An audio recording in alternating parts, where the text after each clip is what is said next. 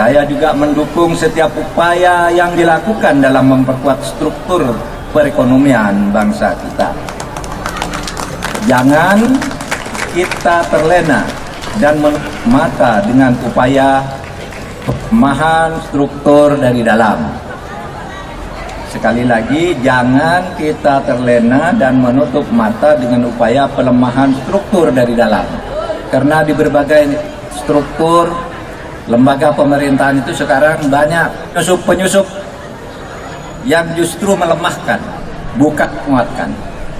Oleh sebab itu, proses seleksi atau rekrutmen jabatan-jabatan publik juga harus lebih diperketat, tidak boleh berdasar pesanan, terutama untuk lembaga-lembaga penegak hukum.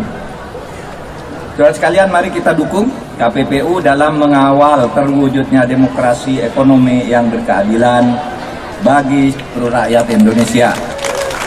Sekian, Assalamualaikum.